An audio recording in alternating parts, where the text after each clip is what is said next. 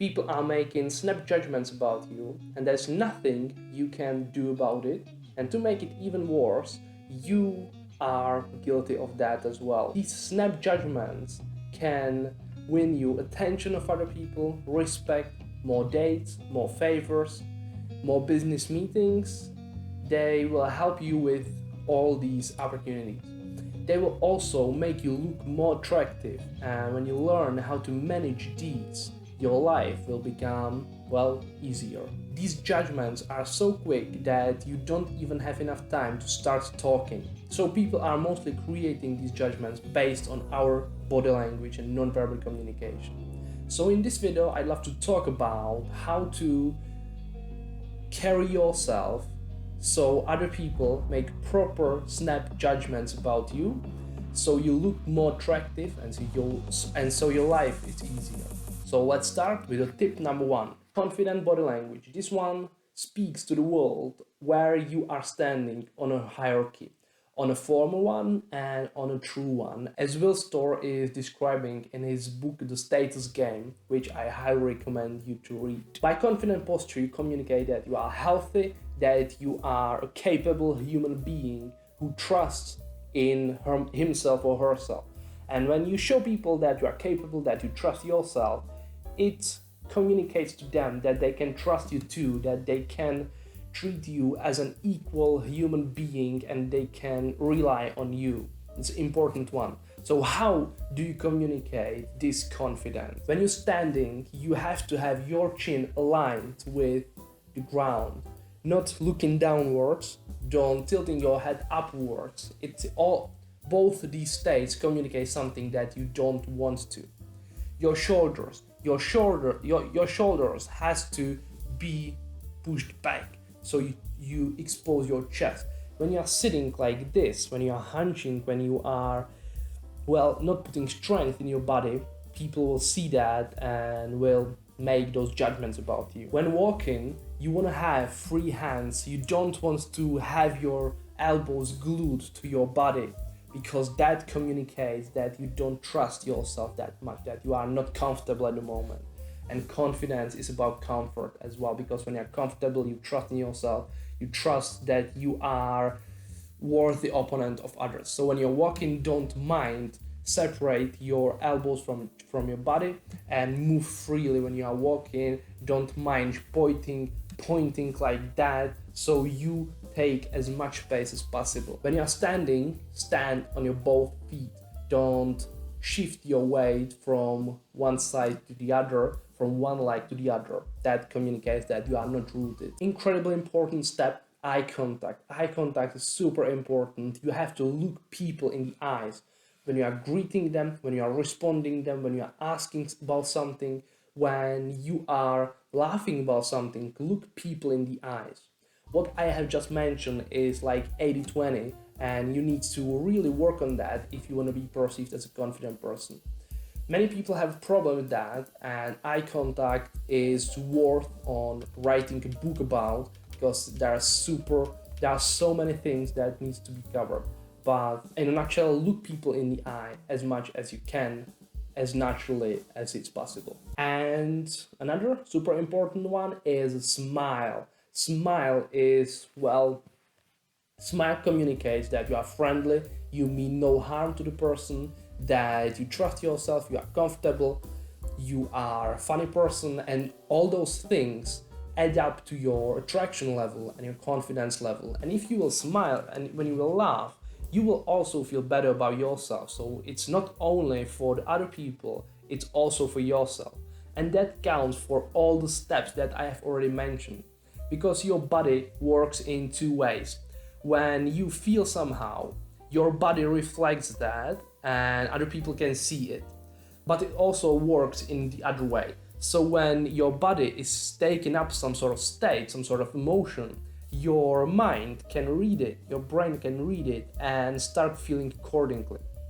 So when you are not that confident and you start acting confident by the things that I just listed, you will actually start rewriting your brain so it feels more confident. I suggest you start doing some sort of experiments, but it really works. The great experiment that you can try is to stand for a while in a very submissive position. So in a very sad position that has no power in it. When you will stand like this for a minute, for example, you will feel, let's say, 3 out of 10. When you will stand in a super confident way, in an aggressive way almost, you will feel completely different. You will feel like, I don't know, 7 from 10. Try that, play around with that, stand 1 minute in some position and another minute in another position and see the difference. And by that, you will have proof that your body is affecting your mind. This is another video from the ChatLikePRO framework series that I'm running on this YouTube channel. We have already mentioned what ChatLikePRO framework is. You can see it in the card over there or in the link in the description, but please finish this video before you go there. We have already talked about how to set your mind properly, how to think about yourself and about the situation so it's easier for you to talk to people. And we have spoke about something else too, but you have to check out what's in the description of the video. Your clothing. This one's quite controversial. I do know that, and I'm guilty myself about living in both extremes from in a different periods of my life. The way you dress, you communicate something about yourself, about your relationship to other people that you are meeting and to situations that you are tending to. Let me tell you there are two extremes and you have to find a gray area between that and make it proper. So when you are total hipster, you have holes in the jeans, you have huge flannel shirt, you have ungroomed hair and beard and whatever, you have old sneakers, and you will go to a bank. People will look down to you because you are not dressed appropriately. On the other side, the second extreme, when you go to a fast food and you come there in a tuxedo, again, you are overdressing, you are not properly dressed, but even if you go to the fast food in a tuxedo, people will treat you better. We have, as I said, there are those quick judgments, there are those snap judgments, and people are shortcutting everything they can. And we have built in our mind that a certain ways of clothing are communicating some sort of message. So tuxedos and suits and stuff like that are communicating a higher society, someone with a higher status. So who's wearing that is attributed higher status. When you dress like a homeless people, and salutes to all hipsters who are dressing like that. I love you, I love that. I'm not capable of doing that myself currently, but I'd really love to because it's so free. Anyway, when you dress like this, you are being judged as a person who doesn't have enough money, who doesn't have enough respect, who doesn't have enough status. So these are the shortcuts that we have in our minds. So that's the way it is. So if you want to be more attractive, if you want to be more respected by the people, dress appropriately to where you go and overdress a little. So if you really want to be attractive, dress well and think about where you are going and who the people that you want to be attractive to are. But generally, if you want to be generally more attractive, it's better to dress more formally, more traditionally, and that will earn you more attractiveness, more status. But if you are in a hipster community, be my guest and don't listen to me because those standards are completely different. Point number 3, speak loud and clear. We are currently getting to the point where you already are talking about something, so you can work a little bit more with your appearances and how other people perceive you. So speak loudly and clearly so other people don't need to think about what you have said. Time out. Do you like the video so far? If so, I'd be honored if you like the video so it gets spread to more people. Thank you very much, and we are going to another point, which is be supportive. We are still in a talking part of we are still in a talking part of being more attractive, but being a good listener is sub point number one, and being a good listener is something super important. Dale Carnegie, you can see the book over here, in How to Win Friends and Influence People, is putting forth a great idea that it's better to be interested than interesting. So don't try to be interesting, but try to be interested, because that will, well, get much deeper to the people.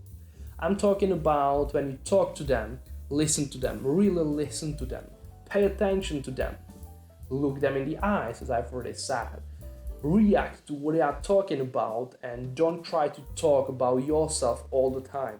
Put the attention on them and be the one who's listening, who's asking, and you will win their hearts. That is guaranteed. Subpoint number two, lift them up, encourage them to talk, encourage them to share with you things that's personal for them. People love to talk about themselves, so when you give them the opportunity, they will be super happy about it. And the thing is, when they trust you enough to tell you something, don't put them down, but lift them up. There's a lot of negativity in people's opinions about themselves. So when you offer them honest appreciation, they will be so happy about it, they will feel good around you.